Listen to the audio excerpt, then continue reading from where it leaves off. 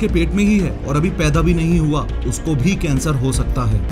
Cancer किसी को भी हो सकता है और ये मेजरली 4 फैक्टर्स पर डिपेंड करता है। ट्यूमर इतना बड़ा भी हो सकता है जो किसी इंसान के आधे से ज्यादा फेस को खा ही जाए। कैंसर होने के बाद आप जिंदा बच पाओगे या नहीं, ये हद से ज्यादा इस फैक्टर पर डिपेंड करता है। हर साल 70,000 से ज्यादा लोग अपने देश में ब्लड कैंसर से खुद की जान गंवा बैठते हैं। कैंसर से होने वाली मौत इसलिए भी भयानक मानी जाती है क्योंकि आखिरी 7 दिनों में भी आप सब कुछ नोटिस कर पाते हो कि कैसे आपका शरीर धीरे धीरे सड़ के मर रहा है। ह्यूमैनिटी ने मेहनत की और पूरी दुनिया की इलेक्ट्रिसिटी की प्रॉब्लम सॉल्व कर दी। हमने मेहनत की और स्मॉल पॉक्स को पूरी तरह से इरेडिकेट कर दिया। हमने मेहनत की, आज पोलियो खत्म होने की कगार पर है।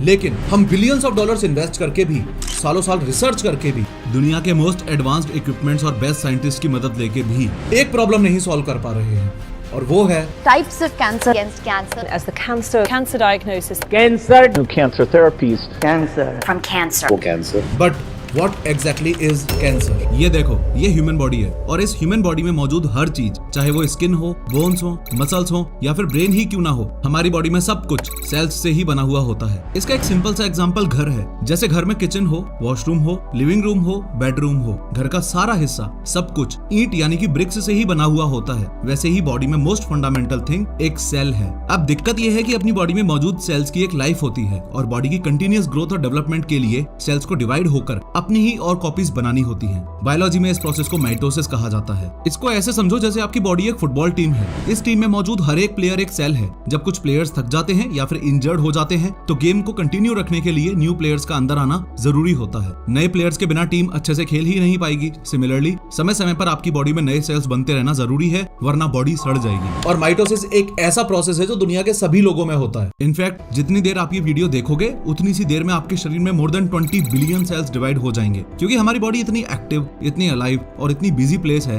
कि हर सेकंड में 2.5 करोड़ सेल्स डिवाइड होते हैं। अब जब हमारी बॉडी में ये सेल्स ग्रोथ होती है तो उसके कुछ नियम होते हैं। नॉर्मल सेल्स के लिए ये रूल्स हैं कि सेल्स ग्रो करेंगे, डिवाइड होकर अपनी कॉपी बनाएंगे और फिर रुक जाएंगे, यानी ग्रो, डिवाइड एंड स्टॉप। लेकिन कुछ फैक्टर्स की वजह से किसी के भी शरीर में ऐसी सिचुएशन आ सकती है जब ये नॉर्मल सेल्स अपने आप को डॉन समझने लगे और इस ग्रो, डिवाइड एंड स्टॉप के रूल को फॉलो करना बंद कर दें। तो एक ऐसी कंडीशन जिसमें सेल्स अनकंट्रोलेबल तरीके से ग्रो करने लग जाएं, उस कंडीशन को ही कैंसर बोला जाता है। नाउ आई एम श्योर कि कभी भी अगर आप न्यूज वगैरह में सुनोगे कि अनफॉर्चुनेटली किसी को कैंसर हो गया है, तो आप ये समझ पाओगे कि बॉडी में बायोलॉजिकल लेवल पर एग्जैक्टली क्या हुआ है। और एक बात और, कैंसर दुनिया में किसी को भी हो सकता है। किसी को भी मतलब किसी को भी। इनफैक्ट एक बच्चा जो अभी माँ के पेट में ही है और अभी पैदा भी नहीं हुआ, उसको भी कैंसर हो सकता है। ये कुछ वो लोग हैं इंडिया में जिनको आप जानते होंगे जिनको कैंसर डायग्नोज हुआ था। राकेश रोशन को थ्रोट कैंसर, संजय दत्त को लंग कैंसर, युवराज सिंह को लंग कैंसर, किरण खेर को मल्टीपल माइलोमा, सोनाली बेंद्रे को मेटास्टेटिक कैंसर, मनीषा कोइराला को ovarian cancer, Paralympic athlete Deepa Malik को स्पाइनल कोड में कैंसर और आयुष्मान खुराना की वाइफ ताहिरा कश्यप को breast cancer. Other than that ये वो लोग हैं जिनको आप जानते होंगे जो कैंसर से लड़े लेकिन सर्वाइव नहीं कर पाए। इरफान खान को न्यूरो एंडोक्राइन कैंसर था, ऋषि कपूर को ब्लड कैंसर था, संजय दत्त की मां नरगिस दत्त को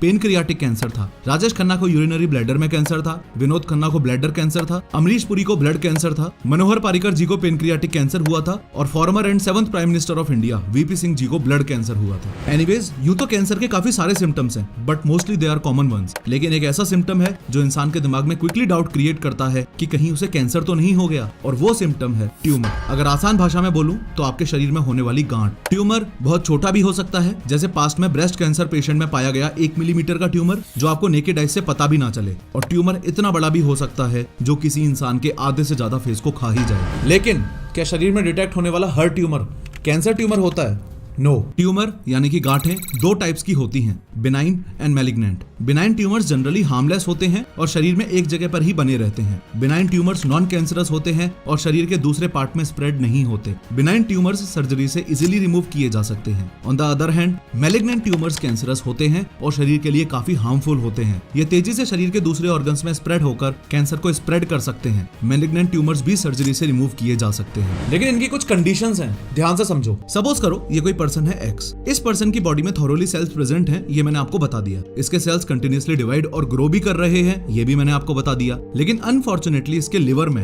एक cell grow, divide and stop के बेसिक नियम को अनसुना करके अनकंट्रोलेबल तरीके से हड़कंप मचाना शुरू कर देता है, तो बोला जाएगा कि इसको लिवर में कैंसर हो गया है। अब ऑब्वियस सी बात है कि खतरनाक स्पीड से कैंसर सेल्स की ग्रोथ एक जगह पर होगी तो लिवर में ट्यूमर फॉर्म होने लगेगा। ध्यान दो कि ये कैंसर अभी लिवर के एक हिस्से में ही है, but with the passage of time ये पूरे ही लिवर में फैल जाएगा। तो लिवर के एक हिस्से से शुरू होकर पूरे लिवर में फैलने के इस प्रोसेस को जनरली लोकल स्प्रेड बोल दिया जाता है। लेकिन असली दिक्कत तब आती है जब शरीर में मेटास्टेसिस होने लगे। मेटास्टेसिस क्या होता है, ध्यान से समझो। लिवर में फैल गया वो ठीक है, लेकिन लिम्फ नोड्स का यूज करके जब कैंसर एक ऑर्गन से दूसरे ऑर्गन में फैलना शुरू कर देता है, इस प्रोसेस को मेटास्टेसिस बोला जाता है। इसको आप ऐसे समझ सकते हो जैसे ये 5 अलग अलग क्लासरूम्स हैं। ये वाला क्लासरूम लिवर है, ये वाला गॉल ब्लैडर है, ये वाला स्टमक है, ये वाला पेनक्रियास है और ये राइट वाली किडनी है। अब इमेजिन करो इन सभी क्लासरूम्स में 10-10 स्टूडेंट्स बैठे हुए हैं और ये सभी स्टूडेंट्स नॉर्मल स्टूडेंट्स हैं जो स्कूल के रूल्स को फॉलो करते हैं, टाइम पे होमवर्क करते हैं, शैतानी नहीं करते और बेसिकली भसड़ नहीं मचाते। लेकिन ये जो लिवर वाला क्लासरूम है, इसमें 10 में से सिर्फ 3 बच्चे ऐसे हैं जो दिन रात हरामी पने के शौकीन हैं, पूरे स्कूल टाइम में मस्ती करते हैं और नॉर्मल बच्चों को उंगलियां करते रहते हैं। तो कभी ना कभी इस लिवर क्लासरूम के अंदर ही ये तीनों बच्चे इन बचे हुए 7 बच्चों को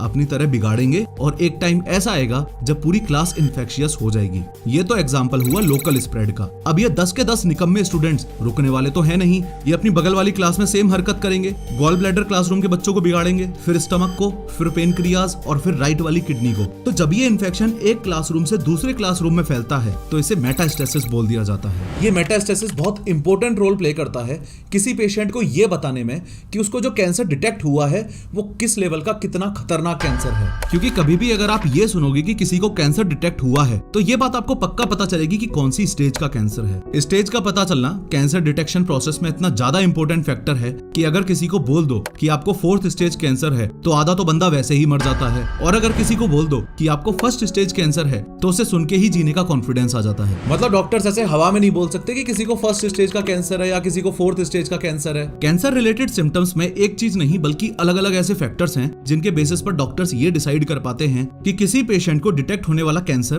कौन से स्टेज का है, और इस सिस्टम को बोला जाता है TNM स्टेजिंग सिस्टम। यहाँ T का मतलब है कि ट्यूमर का साइज कितना है, यहाँ N का मतलब है कि ट्यूमर की लिम्फ नोड्स में प्रेजेंस कितनी है, और यहाँ M का मतलब है कि मेटास्टेसिस किस लेवल का हो चुका है, यानी कि किन किन ऑर्गन्स तक ट्यूमर पहुंच चुका है। इन तीनों फैक्टर्स के बेसिस पर ही डॉक्टर्स प्रिसाइजली डिसाइड कर सकते हैं कि किसी को किस स्टेज का कैंसर है।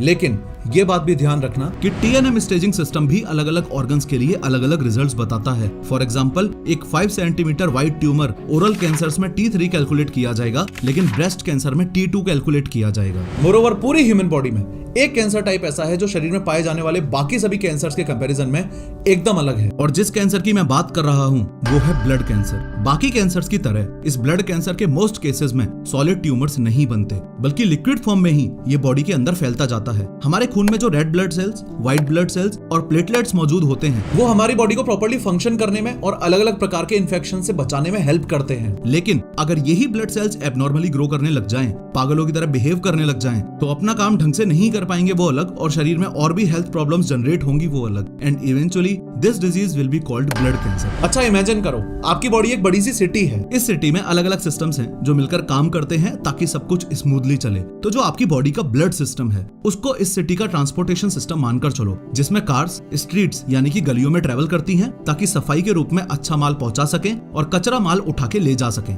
बस अब कार्स को ब्लड से रिप्लेस कर दो और स्ट्रीट्स को ब्लड वेसल समझ लो। इतने में ही आपका ब्लड कैंसर का कॉन्सेप्ट क्लियर हो जाएगा। अब सोचो, कुछ कार्स अचानक से मेल फंक्शन करने लगे, रूल्स फॉलो करने और गुड्स डिलीवर करने की बजाय ये कार्स आपस में टकराने लग जाएं और ट्रैफिक जैम्स क्रिएट करने लगे। एग्जैक्टली यही होता है ब्लड कैंसर के केस में भी। ब्लड सेल्स यानी कि कार्स एबनॉर्मल तरीके से ग्रो करने लगती हैं और अपना काम सही से नहीं कर पाती, जिसकी वजह से ट्रैफिक जैम्स यानी कि हेल्थ प्रॉब्लम्स अपने शरीर में होने लगती हैं। अब ब्लड कैंसर्स मेनली 3 तरीके के होते हैं, ल्यूकीमिया, लिम्फोमा और myeloma. Leukaemia type blood cancer में आपके व्हाइट ब्लड सेल्स पागलों की तरह ग्रो करने लगते हैं और इन्फेक्शन से शरीर को नहीं बचा पाते। लिम्फोमा टाइप ब्लड कैंसर में इंसान के लिम्फेटिक सिस्टम पर असर पड़ता है। लिम्फेटिक सिस्टम में सेल्स पागलों की तरह ग्रो करने लगते हैं और लिम्फ नोड्स में ट्यूमर्स फॉर्म होने लगते हैं। माइलोमा टाइप ब्लड कैंसर में इंसान के प्लाज्मा सेल्स पर असर पड़ता है जो बोन मैरो में पाए जाते हैं। बोन मैरो को समझने का एक बहुत ही शानदार रियल लाइफ एग्जांपल ये देखो। But I want to focus on this bone here.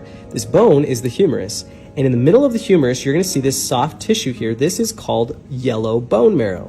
This is an energy storage. You're so good at storing energy that you even do it inside of long bones. Bone marrow में पाए जाने वाले ये plasma cells infection से लड़ने के लिए antibodies produce करते हैं। लेकिन अगर किसी इंसान को माइलोमा टाइप ब्लड कैंसर हो जाए तो प्लाज्मा सेल्स कैंसरस हो जाते हैं और हार्मफुल प्रोटीन्स प्रोड्यूस करना शुरू कर देते हैं। ब्लड कैंसर स्पेसिफिकली अपने देश में बहुत खतरनाक रूप ले चुका है। हर साल 70,000 से ज्यादा लोग अपने देश में ब्लड कैंसर से खुद की जान गंवा बैठते हैं और शॉकिंगली हर साल 30,000 से ज्यादा बच्चों को अपने देश में ब्लड कैंसर डायग्नोज होता है। हालत इतनी खराब है कि हर 5 मिनट में इंडिया में किसी न किसी को ब्लड डिसऑर्डर या ब्लड कैंसर